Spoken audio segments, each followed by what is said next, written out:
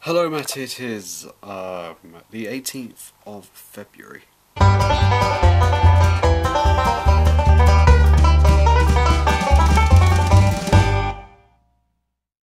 Now the obvious question has arisen, why am I doing the vlog down here? Well, I kind of, how could I put this, forgot. Yeah, I kind of forgot about the vlog again. I'm wearing my headphones, just realised. This can be done at 10 o'clock exactly. I have actually, just by pure coincidence managed to load up my subscriptions right when the new intro is uploaded. Actually, it's 40 minutes old. But either way, yeah, I'm going to do a live reaction to your new intro, which should hopefully be better than your old one. I'm just going to be doing random things on my computer until I do my movie review, which is going to be of Die Hard, which is the movie I saw on Saturday. I was going to do Revenant, but I woke up too late to see the half-2 screen, and I could have seen the half-4 screen with a few other people, but I decided against it. I didn't really want to get ready quickly, so yeah, I woke up too late. Hopefully you're going to see it tomorrow, and that's a big fingers crossed. So, could do a live reaction to your new intro now. I also realised I didn't actually answer the question why I'm doing it here. Yeah, I'm doing it here because I just can't be asked to go upstairs, and I think a change is necessary. Just with the curtain behind me, and I don't know what the angle's like. In fact, how's that? Does that look any better? I don't know. But anyway, let's watch your new intro. Just cue up your intro at the exact moment. Okay, right, I just started it. Okay, 3, 2, 1, go. Nice music, Barbara O'Reilly. That kind of suits your channel. Clips your channel, yep. Alright, I got to admit, that is much better than your old one. It sums it channel pretty good. All your for some reason a video of Fairly Your Parents is recommended, despite the only video I've ever watched about it being, I don't even know. Either way, yeah, overall thoughts, I like that intro, it suits your channel pretty well. The song, I think the song suits your channel. You put clips to your videos, yeah, it suits your channel a lot better than the last one. Overall, I like it, and you know, guess what I'm going to do right now? But I am going to 3, 2, 1, like the video. First like was me. Second thing I'm going to do, I haven't looked up the live score. I haven't looked up the scores for the Europa League games tonight, so let's take a quick look at them. Another live reaction. So yeah, let's go. Alright, Dortmund won. Was it Aubameyang scored? No, it was Piszczek and Royce, obviously, and that's the big result of the night in my opinion. FC Midtjylland, yeah, 2, Manchester United 1. Tottenham drew, Sevilla 1, Villarreal 1. Yeah, I've heard of these teams, but I don't know a lot about them. Liverpool drew now, what a surprise. And Gary Neville won 6-0. Yeah. I knew that result. I saw it on Facebook. There's a live update, and it said Neville actually won a game. So yeah, I'm always updated on Facebook about everything. And because I found it out the other day when my internet was down, like it was down the other day, I was looking at all the old stuff on my computer, and I found, you'll never guess what I found. Flappy Birds. Yep, I downloaded Flappy Birds, so let's just have a quick game of it for old time's sake. Right, get ready, here we go. Let's see how high we can get. This game is really frustrating. So yeah, wait, 1, 2, 3. Was that 3? Yeah. 45 best score. It's not too bad, I think. I don't think 45 is that bad, to be honest. It is, but yeah, there are people who go like, I don't even know, I've seen a score like 90, but yeah, it is very frustrating and hard, but I haven't played it for like 3 years before the other day, and yeah, or 2 years for the other day. I'm really missed for the dates now because it's 2016. And the last thing I want to show you is that I have been working on the Legend of Daniel Cook free script for all of half term, and as you can see, well, I'm not going to show you because it can spoil a few things. I don't know if it really matters, but it can spoil a few things. But I am on Legend of Daniel Cook 4 or 3 Part 2, not sure what I'm going to call it yet. Scene 25 out of 45 scenes. That can't be wrong. Well, either way, I'm on like the big climax. So yeah, that's how far I've got. And pretty much all I want to say on that regard, Matt, is I'm thinking of doing casting for the movie.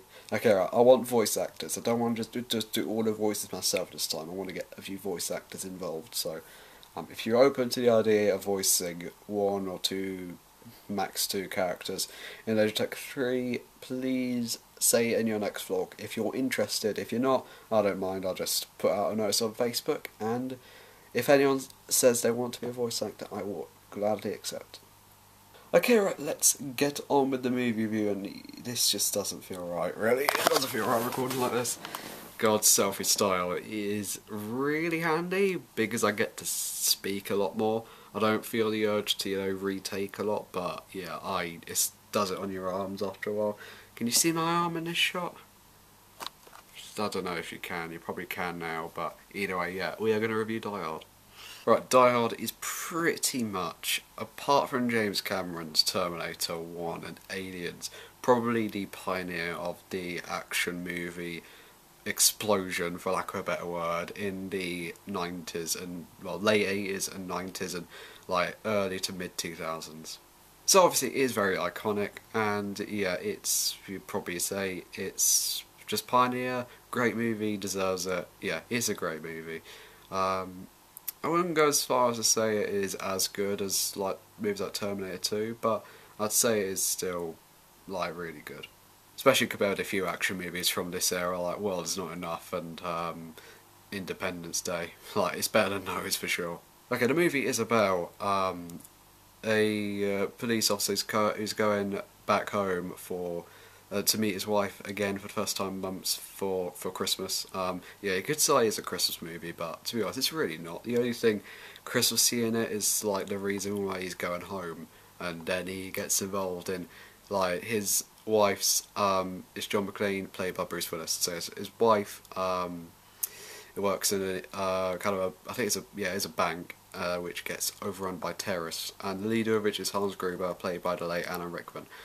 Let me just say, Willis and Rickman, camera shook for a minute there, are brilliant in the movie. Like, they are just outstanding. As they just pretty much, I'd say Rickman's probably a bit better than Willis as being a villain, but like, he's frickin' Snape times 10. I'd say Snape's a strong character, but God, Hans Gruber is brilliant. I think McClane's I think Bruce Willis does get a little bit too cocky at times. Like, he's fun for the most part, but at times does get a bit too cocky with it. In fact, he's more cocky than the villain. So I think I have a little bit of a problem with his character for that. Like, there are a few better action movie heroes. I'd say Schwarzenegger arguably is a bit more likeable. But yeah, he's great in the movie. So the thing is, the whole movie takes place inside the Nakatomi complex with a bank, and it pretty much takes place entirely in that, apart from the very beginning, and then pretty much the rest of it is just Bruce Willis trying to eliminate terrorists, while the FBI and everyone are outside trying to work out what the hell to do about it, because terrorists have pretty much cut all communications with the outside world. The obvious thing in the movie is the action. I mean, like, you can see why I did pioneer the action movie genre. Pretty much, like, movies like Speed, and that, pretty much you can see exactly where they took from Die Hard. It's pretty much one person against a terrorist, no one expects, just amazing. And yeah, the action scenes are brilliant. A lot of explosions, a lot of gunfire, a lot of blood. My kind of movie. One of my favourite parts about the movie was the limo driver from the very beginning. Like I don't even know his patience. Like, I don't know how long this whole thing would have gone on for. I'm predicting, because like Willis arrived at the airport about sunset, which would have been about around Christmas, would have been like 3:30. And then he got to the complex probably about 4:30. And then this whole thing must have started about like probably 5. It probably finished at probably like 2 in the morning, probably even 4 in the morning. So yeah, the limo driver's remarkable patience. He's just the best comedy relief I think I've seen like ever in a movie. Like, he's just so oblivious to the fact there are terrorists there, and yet for some reason he kicks ass, so much ass. It's just brilliant. The other terrorists are also pretty good. You can definitely see they're crazy as hell. But they do feel a bit wimpish because it's just a police officer. Like, it's one police officer against 12 to 14 terrorists. I saw a thing on that like beforehand. There were they say, I think it's in the movie they say there's 12 terrorists, I think. In the poster they say it's 13 and trailer, and they're actually 14 in the movie, or something like that. It's either 12 to 14. But yeah, you think they're a bit wimpish for not being able to take out a police officer between them, but I don't know. It's just Bruce Willis being invincible. But that leads me to kind of my biggest complaint about the movie: the fact that McClane seems pretty invincible. I mean, he doesn't go as far as he's untouchable like in Arnold Schwarzenegger's movies. He does, like, he is barefoot for most of the movie, which I think is another clever bit, because at the start of the movie there's this person in the aeroplane saying, to relieve stress you go walk barefoot with your toes clenched, like, or something like that. And he kind of is barefoot when the whole terrorist occasion takes place, and then he ends up like getting glass on his foot, which, you know, glass on your feet isn't a very good thing. So he does bleed quite a bit. Probably think he bled out because of all the blood there and how far I had to travel to like a bathroom or something. But yeah, other than that, no sign of anything happening to him.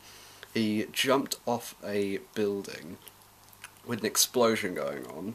He got shot at so many times. You could put that down to the villain's incompetence, but they seem pretty competent, to be honest.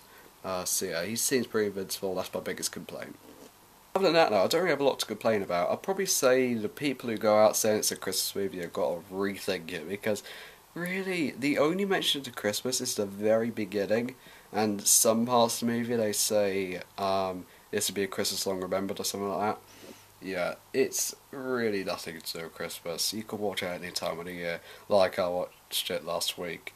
So yeah, it has nothing to do with it. So yeah, overall, I've pretty much got to say, oh, you know, I'm going to say it. I'm actually going to say it. Ready for this? It's all spectacular. Just very little wrong with it, and yeah, it's just must see for anyone who's interested in these kind of movies. I kind of got into the vlog. It's 10:15, so yeah, let's get cracking. I will see you in the vlog on Saturday.